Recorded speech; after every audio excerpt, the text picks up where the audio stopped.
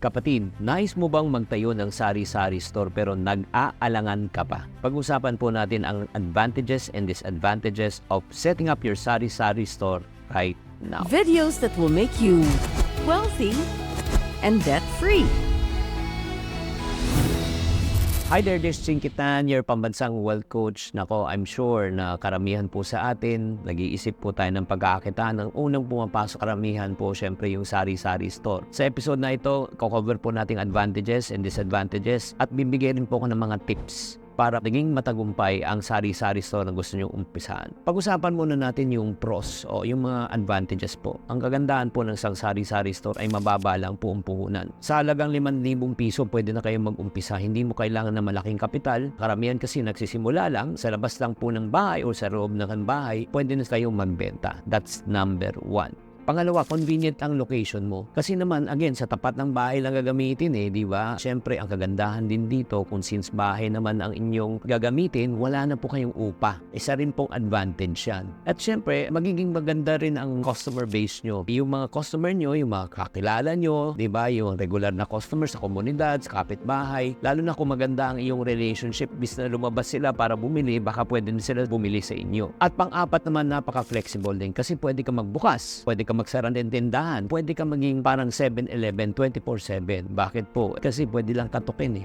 Pag Milan po, doon kayo natutulog. At pang-lima, ang kagandahan, pag may sari-sari store, magkakaroon kayo ng regular na benta, magkakaroon ka ng regular steady of income, at makakatulong to sa pang-araw-araw na gastos. Di ba? Maganda po siya. Yes, maganda siya, pero meron tayong tinatawag na hindi rin maganda. Disadvantage. Number 1, hindi ka nag-iisa. Ano ibig sabihin? Kompetisyon. Madalas, may iba't ibang sari-sari store sa paligid, di ba? Ika nga, naglalabanan na kayo.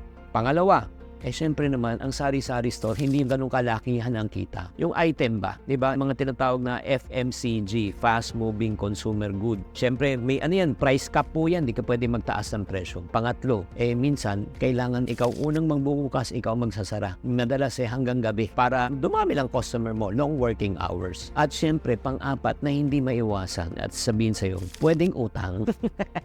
Baka hindi natin maiwasan na may mga customer na mangungutang at agad-agad na hindi makakabayad at pwede rin magdulot sa iyo ng tinatawag na negative cash flow. Siyempre, pag wala ka ng perang pumapasok, wala kang pabili ng produkto, wala na mabibilan ng mga ibang customer mo. At pang-lima, dito po tayo nagkakaroon ng problema minsan. Inventory management. Yung first in, first out. Ano yung mga produkto na hindi na pwedeng baka magamit, baka nag-expire na sa tagal. Kaya kailangan pag-aralan po yan. Pero ngayon, pag-usapan po natin para sa mga taong desidido na kung paano ka magtatagumpay sa sari-sari store. Handa ka na ba? Ito, ang pinakasikreto talaga na intindihan ko sari-sari store sa dami ninyo. Hindi produkto, hindi lang presyo. Ang pinakamahalaga is yung pakikipagkapwa-tao mo. Customer relationship. Pag maganda ang relasyon mo sa mga customer mo, kahit na malayo tindahan mo, pupuntahan ka. Kung ikaw ay masungit at ayaw nila, maniwala ka, hindi ka pupuntahan.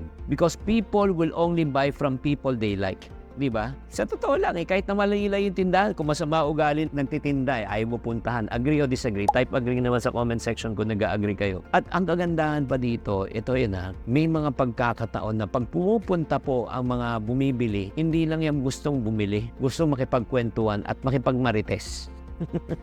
Tama o mali? Magkakwentuhan yan, papakinggan mo, ayun, habang nandun siya, bibili siya, kakain siya, di ba?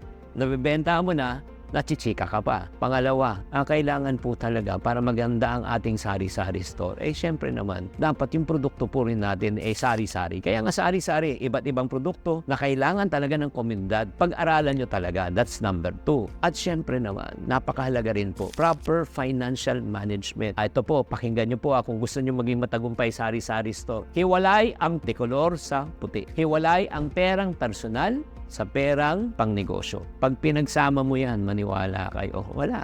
Hindi magtatagumpay sa sari-sari store. Mismo yung puhunan na dapat gamitin para sa pang-ikot ng negosyo na gagamit na sa personal na pangangailangan. Sino sa inyo guilty kaya nagsara ang sari-sari store mo? Di ba? Wala ka nang pambili. At syempre, ito pa, pang-apat. Ang sari-sari store, tatandaan nyo, ay only magnet siya. Mas maganda, magbenta ka ng produkto at let's say na mga kailangan ng komunidad mo aside from mga sari-sari store product. Pwede ka magbenta ng merienda, pwede ka magbenta ng ulam, pwede ka magbenta ng bigas, pwede ka magbenta ng tubig. In other words, kailangan from sari-sari store, kung ikaw ay lumalaki na, pwede ka na maging karenderya, pwede ka na rin parang mini convenience store. Yan ang pangarap po natin. And last but not the least, ladies and gentlemen, kailangan po, para maging matagumpay, handa ka sa pagbabago, di ba? Kung may mga bagong strategies tulad ng pag-aalok ng e-loading, or let's say, yung pagpapalit ng pera, mga GCash, or let's say, Maya, di ba?